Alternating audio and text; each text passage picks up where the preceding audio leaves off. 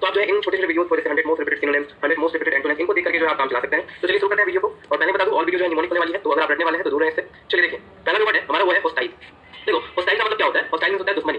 Hostile का मतलब दुश्मनी होता है, शत्रुतापूर्ण होता है, और आप बोल सकते हो कि दुश्मनी से रिलेटेड वर्ड है होस्टाइल। ठीक है, सबसे पहले होस्टाइल को याद करते हैं। आपको मैंने बहुत बार याद करवाया है ये कि जैसे देखो होस्टाइल लिखा हो, इसको होस्ट, ठीक है, इसको होस्ट और तिल्ली, इसको आप ऐसे पढ़िए होस्ट और तिल्ली। तो कभी कभी देखा होगा जब लड़ाई झगड़ा होता है तो जो अपोनेंट होता है हमारा, जो दुश्मन होता है, बोलता है क्या कि तुम्हारे होस्ट ठिकाने लगा दूंगा मैं, या फिर तुम्हारे होस्ट जो है दिल्ली की तरह उड़ा दूंगा, है ना। तो बोलता है तुम्हारे होस्ट को क्या कर दूंगा, ठिकाने लगा दूंगा मैं।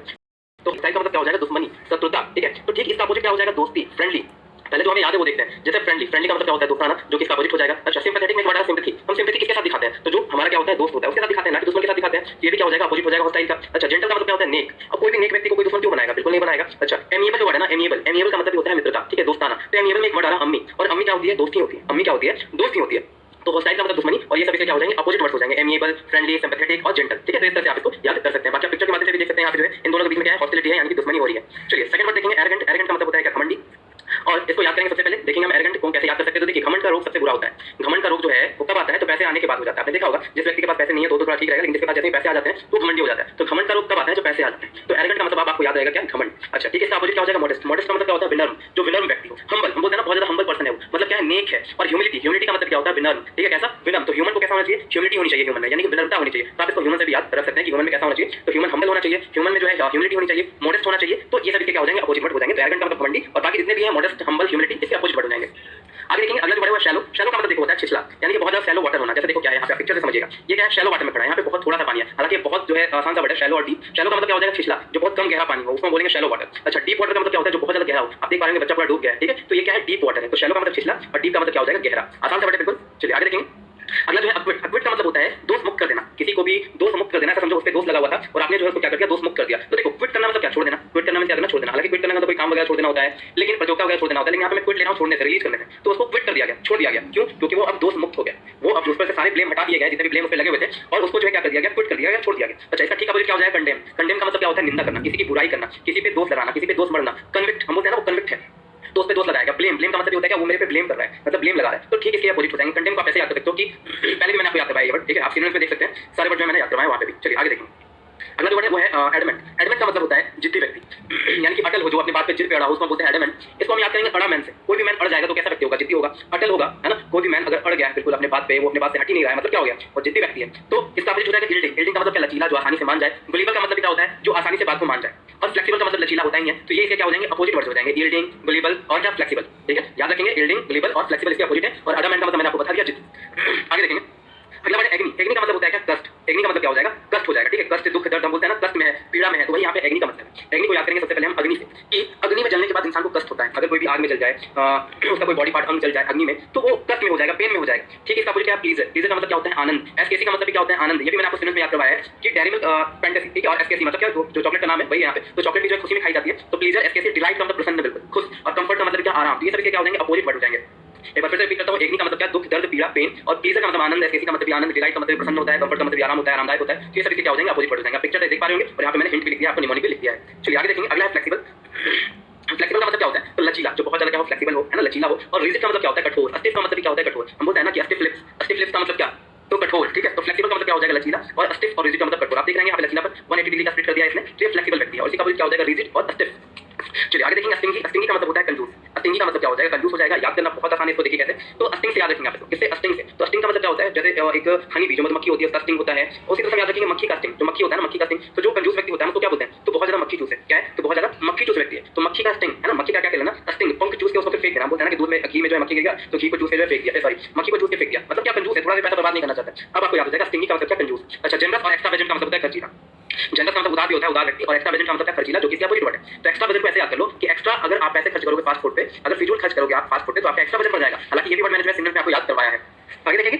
अगला जो वर्ड है हमारा वो है वैनिटी। वैनिटी का मतलब होता है तो घमंड। ठीक है, वैनिटी का मतलब क्या हो जाएगा? घमंड होता है। और मॉडेस्टी हमने अभी तुरंत याद किया था, मॉडेस्ट, विनर, और ह्यूमिलिटी भी हमने याद किया, विनर। अभी हमें सिर्फ याद करना है वैनिटी। तो वैनिटी को याद करने के लिए आपको जो है ऐसे याद करना है। देखिए, एक वैनिटी वैन है। आपने देखा होगा कि जो बॉलीवुड एक्टर होते हैं या फिर कोई सा भी एक्टर हो, उनकी जो है क्या होती है? वैनिटी वैन होती है, जिसमें वो अपना ड्रेस वगैरह चेंज करते हैं, रेस्ट करते हैं, आराम करते हैं वैनिटी वैन में। तो वही यहाँ पे लिखा हुआ है कि वैनिटी वैन में बॉलीवुड वाले रहते हैं, जो कि काफी घमंडी होते हैं। आपने देखा होगा बहुत सारे एक्टर सभी नहीं, लेकिन कुछ जो है एक्टर घमंडी होते हैं, और वो वैनिटी वैन में रहते हैं। तो वैनिटी का मतलब क्या हो जाएगा? अब याद हो जाएगा आपको, घमंडी। ठीक है, और इसका अपोजिट क्या हो जाएगा? मॉडेस्टी और ह्यूमिलिटी। चलिए आगे देखेंगे। अगला वर्ड है अफर्म। अफर्म का मतलब होता है, देखिए आपने सेंटेंस देखे होंगे ना कि अफर्मेटिव सेंटेंस, तो अफर्म का मतलब होता है स्वीकार करना, क्या करना, एक्सेप्ट कर लेना, स्वीकार कर लेना। अफर्मेशन सेंटेंस आपने देखा होगा, अफर्मेटिव सेंटेंस देखा होगा, जिसमें हम अफर्म करते हैं यानी कि स्वीकार करते हैं। और इसका अपोजिट क्या हो जाएगा, रिफ्यूज, डिसएग्री, डिनाइयल। तो ये भी हमने याद किया डिनाइयल को, देखो डिनाई करना, या फिर आप याद रखेंगे जैसे ये डेनी, डिनाई, तो ये भी वर्ड जो है इसी से बना है, ठीक है, इसी से ये डिनाइयल बना है। हम बोलेंगे कि जो डेनी है पहले के विलन है, 90s के विलन थे डेनी, और समझो कि उनको मूवी में ऑफर मिला काम करने को कि डेनी भाई साहब आप जो है काम करेंगे मूवी में, तो डेनी ने जो है क्या कर दिया, डिनाई कर दिया, मना कर दिया, नहीं भाई मेरे पास अभी टाइम नहीं है, मैं इसको नहीं करूँ। तो अफर्म का मतलब हो जाएगा क्या, स्वीकार करना, और रिफ्यूज, डिसएग्री और डिनाइयल का मतलब हो जाएगा अस्वीकार कर देना, रिजेक्ट कर देना, ठीक है। तो डिसएग्री, एग्री का अपोजिट डिसएग्री है। चलिए आगे देखेंगे एम्बिगुअस। एम्बिगुअस का मतलब होता है जिसके दो अर्थ निकले, या फिर आप बोल सकते हो जिसका अर्थ स्पष्ट ना हो, क्लियर ना हो, उसको हम कहेंगे एम्बिगुअस।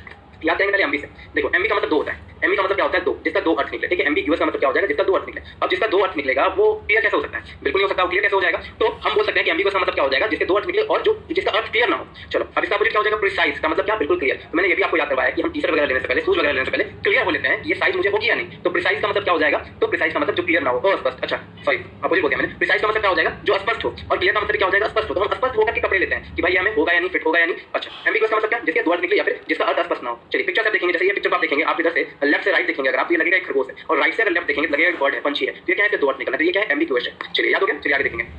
एरिड का मतलब क्या होता है, एरिड का मतलब हो जाएगा एरिड सॉइल, यानी आप बंजर बोल सकते हैं इसको, बंजर भूमि, ठीक है। एरिड, एरिड बंजर भूमि। चलिए याद कैसे करेंगे, देखो एरिड सॉइल आपने पढ़ा होगा ज्योग्राफी में, वैसे भी आप इसको याद रख सकते हैं, या फिर आप याद रखेंगे एरिड को अगर आप थोड़ा सा जो है उल्टा पढ़ने तो ये लगेगा DIR, ठीक है। तो ड्राई का मतलब क्या होता है, ड्राई मींस सूखा, DRY, तो कुछ हद तक ये ड्राई लग रहा है। तो आप एरिड से भी याद कर सकते हैं, एरिड सॉइल बंजर भूमि, और ड्राई पीछे से भी पढ़ के आप इसको याद कर सकते हैं, ठीक है। तो एरिड आएगा, ड्राई आएगा, ऐसे भी याद कर सकते हैं आप। बाकी देखो इसका जो अपोजिट वर्ड होता है वेट, वेट का मतलब क्या होता है, भींगा, जो भींगा हो, थोड़ा गीला हो तो वो उपजाऊ हो जाएगा। फर्टाइल का मतलब भी उपजाऊ होता है, फर्टाइल बोलते हैं ना, फर्टिलिटी, फर्टाइल, तो फर्टाइल का मतलब क्या हो जाएगा, उपजाऊ, जो कि इसके अपोजिट वर्ड है, ठीक है, वेट और फर्टाइल। चलिए आगे देखेंगे। अगला है ऑटोनॉमी। देखिए ऑटोनॉमी का मतलब होता है क्या, स्वशासन, आप इसको बोल सकते हैं कि स्वराज्य, ठीक है, स्वराज्य। चलिए देखिए ऑटोनॉमी, ऑटोनॉमी यहाँ पे आ गया। अब देखिए यहाँ पे क्या है, ऑटो, एक वर्ड क्या आ रहा है, ऑटो। ऑटो का मतलब क्या होता है, सेल्फ। ऑटो का मतलब क्या होता है, सेल्फ, यानी कि क्या, खुद से। ऑटो में क्या हो जाएगा, सेल्फ, खुद से। नॉमी का मतलब क्या, शासन करना, ठीक है, रूल करना। तो जो खुद से सारा कुछ खुद से करे, स्वराज्य यानी कि अपने आप से करे, उसको हम ऑटोनॉमी कहेंगे। क्या कहेंगे, ऑटोनॉमी कहेंगे। वो किसी पे डिपेंडेंट नहीं है, वो इंडिपेंडेंट है, ऑटोनॉमी है। तो क्या हो जाएगा हमारा, तो स्वराज्य। अच्छा आपने सुना होगा कहावत, स्वराज मेरा जन्म से अधिकार है और मैं इसे लेकर रहूंगा। किसने कहा था, कमेंट में जरूर बताइएगा। स्वराज मेरा जन्म से अधिकार है और मैं इसे लेकर रहूंगा। चलिए अब इसका अपोजिट क्या है, डिपेंडेंस। डिपेंडेंस का मतलब क्या, जो दूसरे पे डिपेंड है। ऑटो का मतलब सेल्फ, जो खुद पे हो, और डिपेंडेंस का मतलब क्या, जो दूसरे पे डिपेंड हो, अपोजिट हो गया इसका। चलिए आगे देखेंगे कैलस, CALLOUS, कैलस। कैलस का मतलब होता है कठोर। कैलस में क्या होता है, कठोर, और इसका अपोजिट जो वर्ड होता है वो होता है सेंसिटिव, जो सेंसिटिव हो, कैसा हो, जो सेंसिटिव व्यक्ति हो, यानी कि जिसमें संवेदना हो, सहानुभूति हो, सिंपैथेटिक, सहानुभूति, कंसर्न, जो चिंतित हो, चिंता में रहे किसी के लिए। तो ये सब इसके क्या है, अपोजिट वर्ड हो जाएंगे, सेंसिटिव, सिंपैथेटिक, कंसर्न। कंसर्न का मतलब चिंतित होता है, तो हम किसी को लेकर के चिंतित होते हैं ना, लेकिन इसको हम याद कैसे करें कैलस को, तो कैलस को याद करेंगे, देखो दो पार्ट में इसको ब्रेक करेंगे, कॉल और अस। कॉल और अस, तो समझिए इसको कि हमने उसे कॉल किया पर वो इतना इनसेंसिटिव था, हमने उसको कॉल किया पर वो इतना इनसेंसिटिव था कि हमारा कॉल तक रिसीव नहीं किया उसने। हेल्प करना तो दूर की बात है, उसने हमारा कॉल तक रिसीव नहीं किया। तो कैलस का मतलब क्या हो जाएगा, इनसेंसिटिव, कठोर, और इसका अपोजिट क्या हो जाएगा, सेंसिटिव और सिंपैथेटिक, कंसर्न। अब आपको याद रहेगा।